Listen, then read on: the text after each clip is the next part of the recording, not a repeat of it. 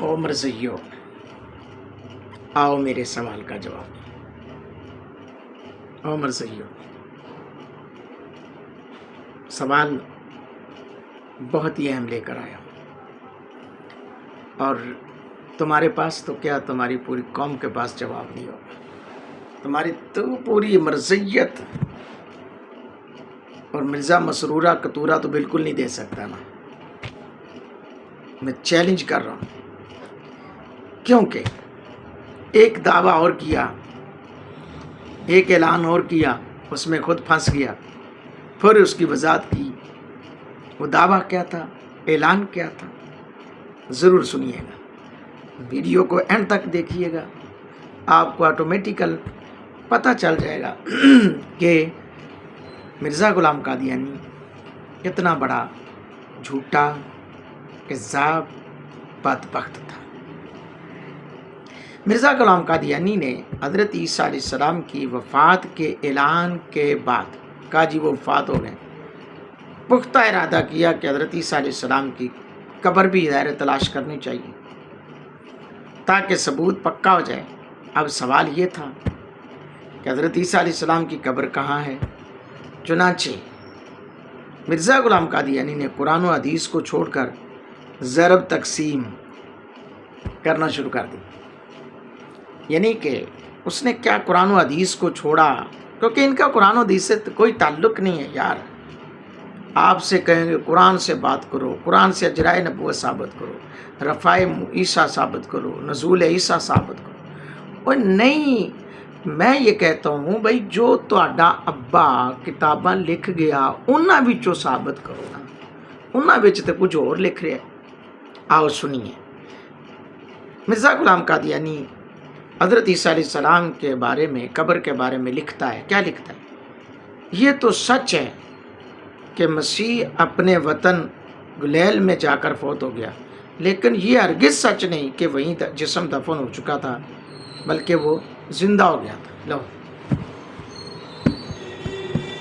زندہ ہو گیا۔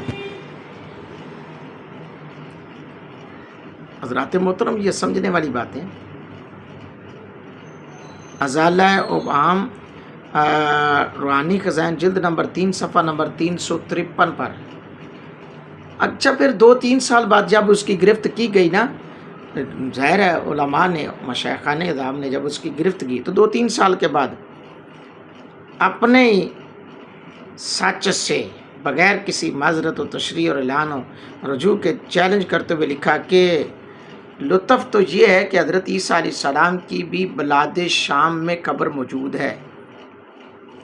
اگر کہو کہ وہ قبر جعلی ہے تو اس جعل کا ثبوت دینا چاہیے اور ثابت کرنا چاہیے کہ کس وقت یہ جعل بنایا گیا، اور اس صورت میں دوسرے انبیاء کی قبروں کی نسبت بھی تسلی نہیں رہے گی اور امان اٹھ جائے گا، اور کہنا پڑے گا کہ شاید وہ تمام قبریں بھی جعلی ہی ہوں۔ لو جی، حضرات گرامی قدر، یہ اتمام الحجہ روحانی خزائن جلد نمبر 8 صفحہ نمبر 296-97 پر ہے۔ پھر ایک اور بات اس نے یہ جھوٹ بولا، اس میں جب پھنسنا نظر آیا تو اس نے کیا کیا، کہنے لگا حضرت عیسیٰ علیہ السلام بیت اللحم میں پیدا ہوئے، بیت اللحم اور بلدہ قدس میں 3 کوس کا فاصلہ ہے، اور حضرت عیسیٰ علیہ السلام کی قبر بلدہ قدس میں ہے اور اب تک موجود ہے۔ بلدہ قدس میں 3 کوس کے فاصلے پر ہے، اور اب حضرت عیسیٰ علیہ السلام کی قبر بلدہ قدس میں ہے اور اب تک موجود ہے۔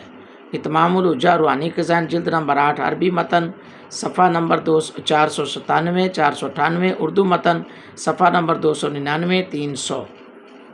لیکن پھر کچھ ہی عرصے بعد خوشخبری دیتے ہوئے قبر دریافت کرتا ہے۔ ملاحظہ کیجیے، کہتا ہے اس کے علاوہ ایک بڑی خوشخبری جو ہمیں ملی ہے وہ یہ ہے کہ دلائل قاطعہ سے ثابت ہو گیا کہ حضرت سیدنا عیسیٰ علیہ السلام کی قبر سری نگر کشمیر میں موجود ہے۔ اب یہاں پہ پتہ کیا ہے، یہ کیا دلیل دیتے ہیں جی نبی پاک صلی اللہ علیہ وسلم کا روزہ مدینہ میں ہے، مدینہ شہر کو کہتے ہیں، مدینہ یثرب کو بھی کہتے ہیں، کوئی یثرب کہتا ہے تو بھی ٹھیک ہے، مدینہ کہتا ہے تو بھی ٹھیک ہے، تو یعنی کہ مدینہ ہی ہے، यसरफ भी कहेगा तो मदीना है। तो मिर्ज़ा ग़ुलाम कादियानी ने ये कहा है कि वो मुख्तलिफ नाम लिए हैं, जगह एक ही है। अब ये देखें, नाम नहीं है।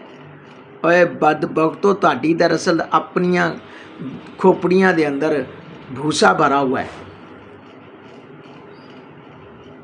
वो मिर्ज़इयों का कीड़ा जो है ना, वो नहीं निकलता मिर्ज़इयत का।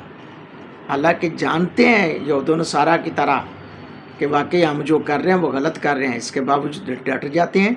और ये कादियानियों को भी यही हाल है, ये इसी तरह डट जाते हैं। सवाल मेरा है, बंदा एक है, कब्र इसने 4 जगह पे साबित की है, मुख्तलिफ़ जगहों के नाम, मुख्तलिफ़ इलाके ये बयान किए हैं। तो सवाल तो बनता है कि अगर मिर्ज़ा ग़ुलाम कादियानी सच्चा है तो फिर ज़ाहिर है उस कब्र की निशानी भी कोई ना कोई ज़रूर होगी।